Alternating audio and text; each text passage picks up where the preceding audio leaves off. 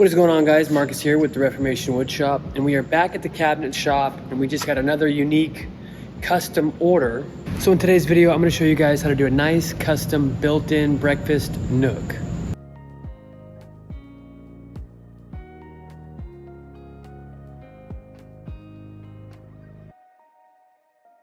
I'm going to be building these booths like I would build a cabinet, and the first thing I always start with is face frame. I'm going to be wrapping the two visible sides with solid poplar, which is a good paint grade wood. To start, I ripped a piece of 5-inch poplar. I'll cut a 2-inch section of it out, that way the bottom portion of it is 3 inches, and then I'll cut a taper in it from the 5-inch section all the way up to the top, making that top portion 2 inches, and that angle is the angle that we're going to make the backrest later on in this project. After that, I'm ripping all of the other components to make up the bottom and side of this, what we'll call panel. And as it's all pocket hole together, you can see what I'm going for, because I'm sure my explaining has not been very good up to this point, because this is a difficult project to explain. And because we're making two of those booths, I made a left version and a right version. For the face portion, I'm making a panel with these openings in it because there's actually going to be some storage in there.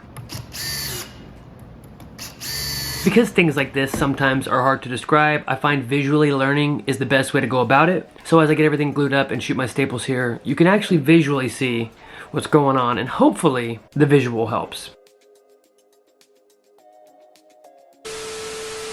Now that we have some of the structure for these benches done, it's time to start ripping up some plywood, and I'm using 3/4 inch birch, and I just ripped that at 20 inches, cut it to fit the frame that I already made, and like always, I'm using pocket holes to make sure it is a nice tight joint. Even though it most likely won't be holding that much weight, I want to make sure that this guy lasts forever.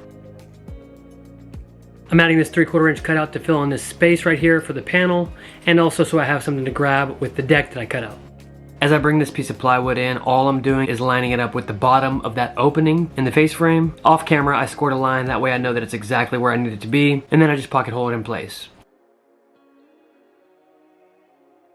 After that, like all of our cabinetry, I'm adding these 3/4 inch braces. That way we'll have something to screw into the studs with, and also put it back on it if we need to. So that I would have something to secure the seat portion of this booth to. I made a duplicate of the left side of this cabinet out of plywood and just glued and screwed it into the right side. Now when I go to put the plywood that you recline your back on and the plywood that you sit on, I'll have something to tie it into. After that side's on, I can add more bracing so that it can be mounted to the wall, and so the seat can be mounted to the bench. I cut a 4-inch strip of plywood, pocket hold it in right where I think the back is going to meet the seat of this booth, and fingers crossed I put this in the perfect position to get a screw into both of those pieces so they don't move at all. Alright, we're about 50% of the way done with this project, and as of right now, I've just been making it up as I go.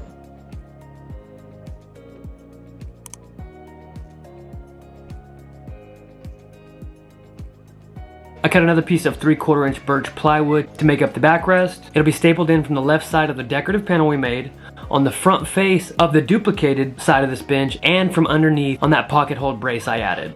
Before I put the seat in, I wanted to make sure that it was extra stout and could hold a ton of weight, so I added some dividers in the storage area that'll act as supports for the bench. While I'm measuring for my top, Taryn in the background is just now starting his bench. For the top, I just cut another piece of 3/4 inch plywood, and I'm taking some solid poplar, lining the edge of it to hide the edge grain, and custom cutting it to make it look nice and decorative on the side. After everything was built, I puttied all of my seams, that way when I sand, you'll see no nail holes, and Taryn is just about wrapping up his bench as well. At the cabinet shop, we mostly build spec houses, so it's really nice to sometimes do something custom like these benches. Luckily, this house was built perfectly for them, so they fit the space really well.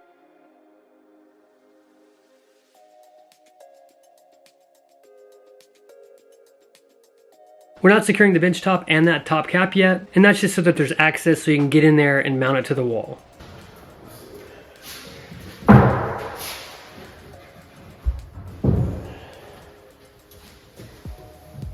You guys sit directly across from me. The feet work.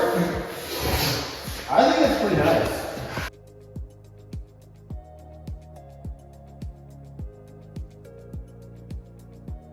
Alright, since I'm a nice and thoughtful guy and I don't want to leave you guys hanging, I'm going to sneak over to this house and get some finished footage for you.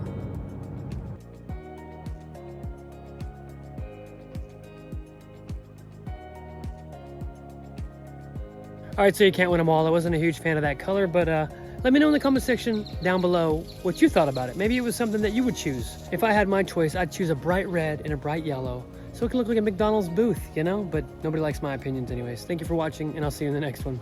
If you watched this video and thought to yourself, man, that was so good, how can I give this guy money to repay him? Then you're in luck. I have a lot of stuff listed on my Etsy store that you can buy to support the channel, so head on over to reformationwoodshop.etsy.com to grab something.